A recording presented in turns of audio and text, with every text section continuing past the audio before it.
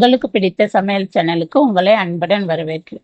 இன்னைக்கு நம்ம செட்டிநாடு பால் பணியாரம் எப்படி செய்யறதுன்னு பார்க்கலாம். வாங்க வீடியோக்குள்ள போகலாம். பால் பணியாரம் பண்றதுக்கு நான் இப்போ அரிசியும் உளுந்தும் ஒரே அளவு எடுத்துக்கிறேன். 1 டம்ளர் உளுந்து போட்டிருக்கேன். அதே அளவுக்கு பச்சரிசி. நீங்க எந்த பச்சரிசி வேணாலும் சேர்த்துக்கோங்க. எல்லாத்துலேயுமே இது நல்லா வரும். இப்போ இது ரெண்டையும் நல்லா கழுவிட்டு ஒரு 3 மணி நேரம் ஊற வச்சிருங்க. இப்ப நல்லா ஊறிடுச்சு பாருங்க. இந்த அளவு ஊறினதும் நம்ம இதை நல்ல நெய்ஸா அரைச்சு எடுத்துக்கலாம். இப்ப இதை ஒரு மிக்சி பவுல்ல சேர்த்துக்காங்க.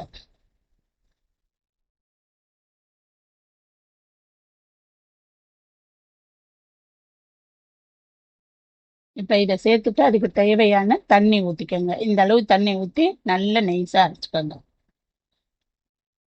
நல்லா இந்த மாதிரி பேஸ்ட் மாதிரி அரைச்சு எடுத்துக்கோங்க. எவ்வளவுக்கு நெய்ஸா அரைக்க முடியுமோ அந்த அளவுக்கு அரைச்சுக்கோங்க. அப்பதான் அது நல்லா இருக்கும். இப்ப நம்ம இதை ஒரு பவுல்ல சேர்த்துக்கலாம். இப்ப 1/2 ஸ்பூன் பேக்கிங் பவுடர் சேர்த்துக்கோங்க. இதுக்கு தேவையான உப்பு வந்து ஒரு 1/2 ஸ்பூன் சேர்த்துக்கோங்க. இது சரியா இருக்கும். இப்ப இதை நல்லா ஒரு ஸ்பூனை வச்சு நல்லா கலக்கிக்கோங்க. நல்லா இந்த மாதிரி அடிச்சு கலக்குனா நல்ல சாஃப்டா ஆயிடும். ஏன்னா நம்ம இதை ரொம்ப நேரம் வந்து ஊற வைக்க போறது இல்லை, உடனே ஊத்த போறதுதான். அதனால ஒரு 10 நிமிஷத்துல ஊத்திடலாம். இப்ப அந்த பணியாரம் செய்யறதுக்கு ஒரு கடாய் வச்சு அதுல நல்ல எண்ணெய் நல்லா கொதிக்க வச்சுட்டு இந்த மாதிரி மாவை குட்டி குட்டியா எடுத்து இப்படி ஊத்துங்க. இது கரெக்டா ஒரே சேஃப் வராது. ஏன்னா கையில அப்படி மொண்டு ஊத்துறதுனால கொஞ்சம் அப்படி இது மாதிரிதான் வரும். அதனால பாத்துக்கோங்க. அதுக்கு தகுந்த மாதிரி ஊத்துக்கோங்க. நல்ல எண்ணெய் கொஞ்சம் நிறைய ஊத்தி போட்டீங்க அப்படின்னா எல்லா மாவையும் ஒரே தடவையில கூட நம்ம போட்டுடலாம். இந்த மாதிரி கொஞ்சம் கொஞ்சமா போட வேண்டியதில்லை. அதுக்கு தகுந்த மாதிரி நீங்க பாத்துக்கோங்க. எப்படி எண்ணெய் ஊத்தி செய்றீங்களோ அதுக்கு தகுந்த மாதிரி செஞ்சுக்கோங்க. இப்ப இதை நல்ல பொறுமையா திருப்பி விடுங்க. ஸ்டவ்வை வந்து மீடியம் ஃப்ளேம்லயே வச்சுக்கோங்க. ஏன்னா அப்பதான் இது வந்து கரெக்டா உள்ளெல்லாம் நல்லா வெந்து வரும், தீயாம இருக்கும். இது வந்து வெள்ளை பால் பணியாரம்ன்றனால கலர் கொஞ்சம் மாறாம செய்யணும் அப்படின்னா இந்த மாதிரி பொறுமையாவே வேக விடுங்க. அப்பதான் நல்லா இருக்கும். ஸ்டவ்வை சிம்மில் வச்சுட்டீங்கன்னா எண்ணெய் குடிக்கும். அதுக்கு பார்த்துக்கோங்க, கொஞ்சம் கரெக்டா வச்சுக்கோங்க. இந்த மாதிரி நல்லா கொஞ்சம் இப்படி திருப்பி திருப்பி விடுங்க.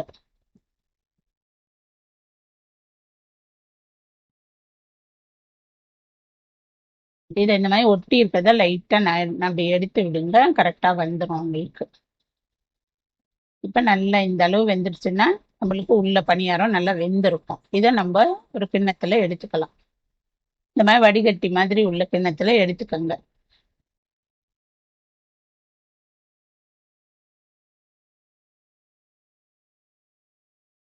இப்ப மிச்சம் உள்ளதையும் நம்ம இதுல பொறுமையா போட்டுக்கலாம்.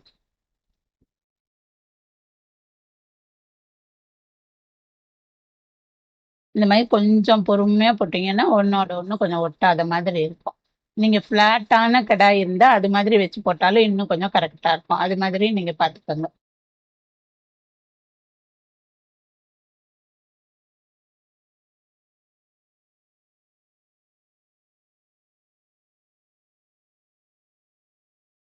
இப்ப இது நல்லா கொஞ்சம் வேகட்டும். இது ரொம்ப சீக்கிரம் செய்யக்கூடிய ஒண்ணுதான். அதனால நீங்க அடிக்கடி செய்யலாம். ரொம்ப டேஸ்டாவும் இருக்கும். எல்லாரும் நல்லா விரும்பி சாப்பிடக்கூடிய ஒண்ணுதான் இது. இப்ப நல்லா வெந்துருச்சு பாருங்க. இதையும் இதுல எடுத்துக்கோங்க. இது மாதிரி இருக்கிற மாவை எல்லாத்தையும் நீங்க போட்டு எடுத்துக்கோங்க. இப்ப நமக்கு இந்த அளவுக்கு வெந்து வந்துருச்சுன்னா சரியா இருக்கும் பாருங்க. இப்ப நம்ம எல்லாத்தையும் சுட்டுட்டு நல்லா ஆற விட்டுருங்க. நல்லா ஆறுனது நல்லா எப்படி சாஃப்டா இருக்கு பாருங்க. இந்த மாதிரி இருக்கும். இது நல்லா கொஞ்ச நேரம் ஆறட்டும். நம்ம தேங்காய் பால் ரெடி பண்ணிக்கலாம். இப்ப நான் ஒரு மூடி தேங்காவை சில்லு சில்லா கட் பண்ணி எடுத்துக்கிறேன். அது கூட ஒரு 4 ஏலக்காய் சேர்த்துக்கிறேன். இதை நல்லா மிக்சியில நைஸா அடிச்சு எடுத்துக்கலாம். தேங்காய் பால் புளியிற அளவுக்கு தண்ணி சேர்த்து அடிச்சுக்கோங்க. இப்ப இதை ஒரு வடிகட்டி வச்சு இந்த மாதிரி வடிகட்டிக்கோங்க. இதை நல்லா இந்த மாதிரி பிழிஞ்சிட்டு திருப்பி இன்னொரு தடவை ஒரு டம்ளர் தண்ணி ஊற்றி பிழிஞ்சுக்கோங்க. ஏன்னா இது வந்து நல்ல திக்காக தான் இருக்கு. அதனால இன்னும் கொஞ்சம் பிழிஞ்சிங்கன்னா கரெக்டாக இருக்கும்.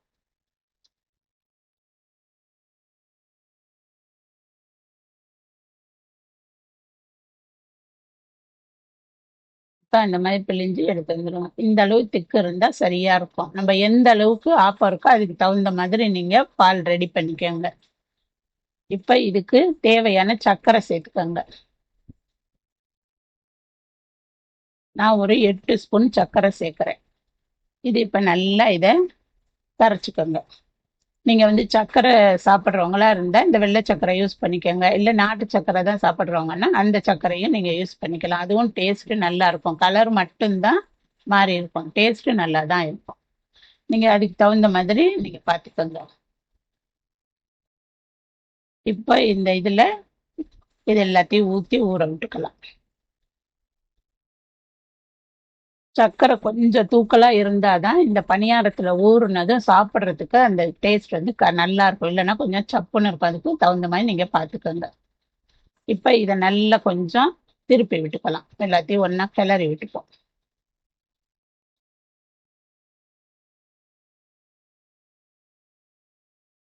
இந்த மாதிரி நல்லா பெரட்டி விட்டுட்டு இன்னும் இது முழுகிற அளவுக்கு நம்ம பால் ஊற்றி வச்சுக்கலாம்.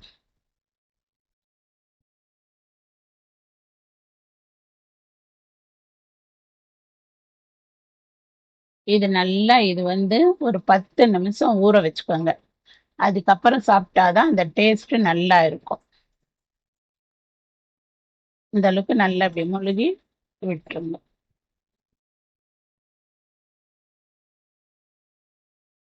இப்ப நமக்கு பால் பணியாரம் ரெடி ஆயிடுச்சு.